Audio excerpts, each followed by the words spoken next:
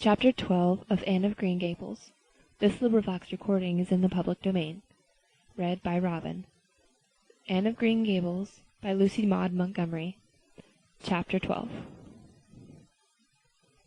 It was not until the next Friday that Marilla heard the story of the flowered wreathed hat. She came home from Mrs. Lynde's and called Anne to account. "Anne, Mrs. Rachel says you went to church last Sunday with your hat rigged out ridiculous with roses and buttercups. What on earth put you up to such a caper? A pretty-looking object you must have been." "Oh, I know pink and yellow aren't becoming to me," said Anne.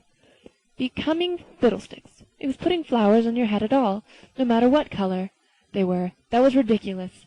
You were the most aggravating child." "I don't see why it's any more ridiculous to wear flowers on your hat than on your dress," protested Anne. "Lots of little girls there had bouquets pinned to their dresses. What's the difference?" Marilla was not to be drawn from the safe concrete into dubious paths of the abstract. "Don't answer me back like that, Anne. It's very silly of you to do such a thing. Never let me catch you at such a trick again. Mrs. Rachel says that she thought she would sink through the floor when she saw you come in all rigged out like that. She couldn't get near enough to tell you to take them off till it was too late. She says people talked about it something dreadful. Of course, they would think I had no better sense than to let you go decked out like that." "Oh, I'm so sorry," said Anne, tears welling in her eyes. "I never thought you'd mind. The roses and buttercups were so sweet and pretty. I thought they looked lovely on my hat. Lots of little girls had artificial flowers on their hats. I'm afraid I'm going to be a dreadful trial to you. Maybe you'd better send me back to the asylum. That would be terrible. I don't think I could endure it. Most likely I'd go into consumption. I'm so thin as it is, you see. But that would be better than being a trial to you." "Nonsense," said Marilla, vexed at herself for having made the child cry. "I don't want to send you back to the asylum, I'm sure. All I want is that you should behave like other little girls and not make yourself ridiculous. Don't cry any more. I've got some news for you. Diana Barry came home this afternoon. I'm going out to see if I can borrow a skirt pattern from Mrs. Barry, and if you like you can come with me and get acquainted with Diana." Anne rose to her feet with clasped hands, the tears still glistening on her cheeks. The dish towel she had been hemming slipped unheeded to the floor. "Oh, Marilla, I'm frightened. Now that it has come, I'm actually frightened. What if she didn't like me? It would be the most tragical disappointment of my life." "Now don't get into a fluster.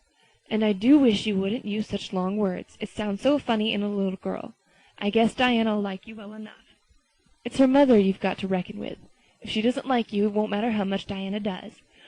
If she has heard about your outburst to Mrs. Lynde and going to church with buttercups around your hat, I don't know what she'll think of you. You must be polite and well-behaved, and don't make any of your startling speeches. For pity's sake, if the child isn't actually trembling." Anne was trembling. Her face was pale and tense.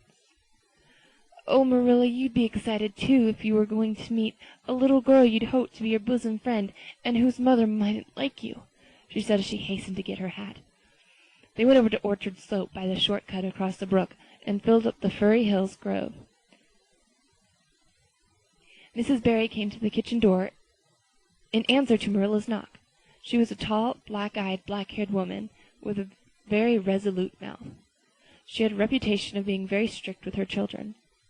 "How do you do, Marilla?" she said cordially. "Come in. And this is the little girl you've adopted, I suppose?" "Yes, this is Anne Shirley," said Marilla. "Spelled with an E," gasped Anne, who, tremulous and excited as she was determined that there should be no misunderstanding on that important point. Miss Barry, not hearing or not comprehending, merely shook hands and said kindly, "How are you?" "I am well in body, though considerably rumpled in spirit, thank you, ma'am," said Anne gravely. Then aside to Marilla in an audible whisper, "There wasn't anything startling in that, was there, Marilla?" Diana was sitting on the sofa, reading a book which she dropped when the callers entered. She was a very pretty girl, with her mother's black eyes and hair and rosy cheeks, and the merry expression which was her inheritance from her father. "This is my little girl, Diana," said Miss Barry.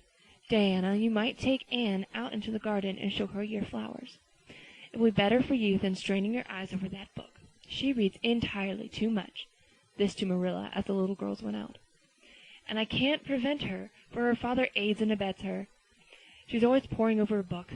I'm glad she has the prospect of a playmate. Perhaps it'll take her more out of doors."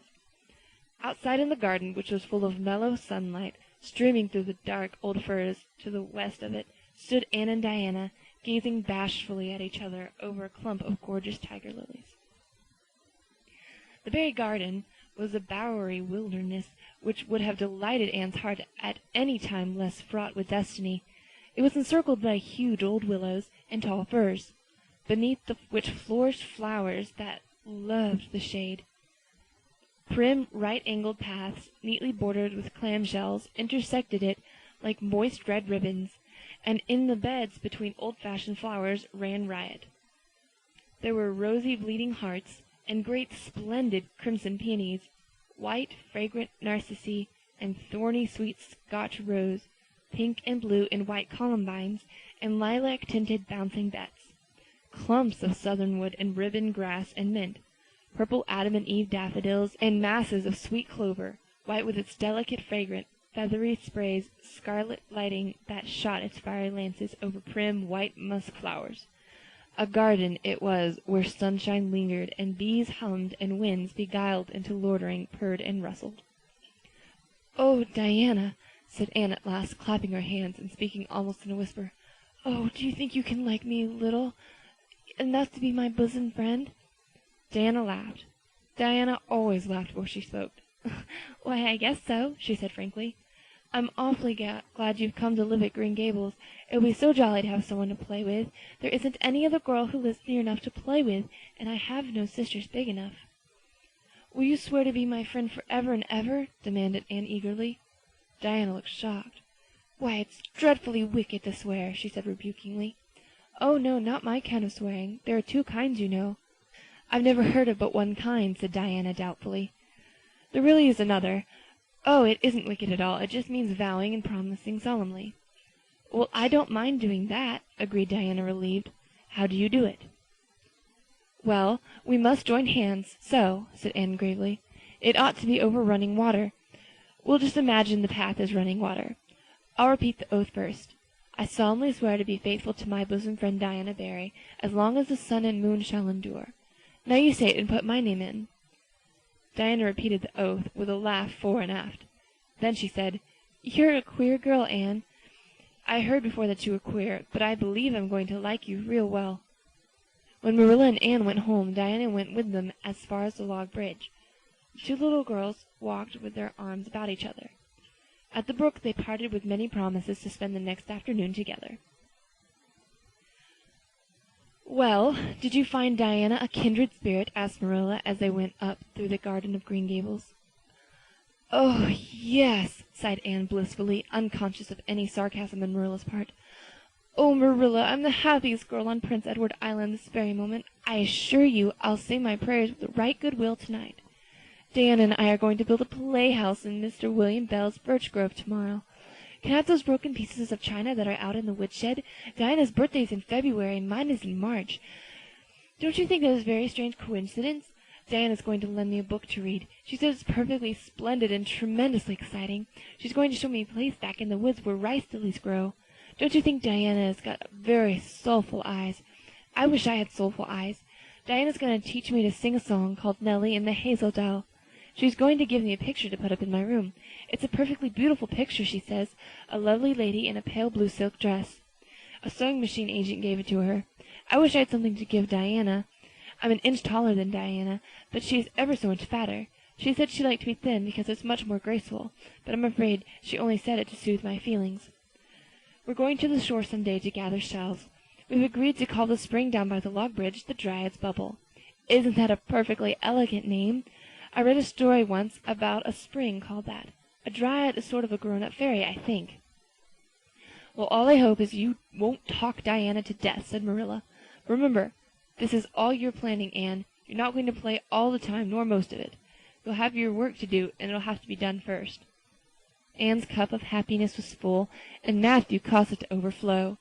He had just got home from a trip to the store at Carmody, and he sheepishly produced a small parcel from his pocket and handed it to Anne, with a deprecatory look at Marilla. "I heard you said you liked chocolate sweeties, so I got you some," he said. "Humph," sniffed Marilla. "It'll ruin her teeth and stomach. There, there, child, don't look so dismal. You can eat those since Matthew's gone and got them for you. He'd better have brought you peppermints. They're wholesomer. Don't sicken yourself eating all of them at once now."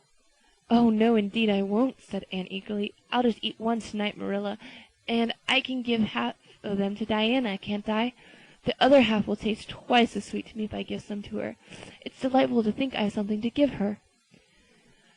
"I will say it for the child," said Marilla, when Anne had gone to her gable. "She isn't stingy. I'm glad, for of all faults I detest stinginess in a child. Dear me, it's only 3 weeks since she came, and it seems like she's been here always. I can't imagine the place without her. Now don't be looking, I told you so, Matthew. That's bad enough in a woman, but it isn't to be endured in a man. I'm perfectly willing to own up that I'm glad I consent to keep her, and that I'm getting fond of her. But don't you rub it in, Matthew Cuthbert." End of chapter 12.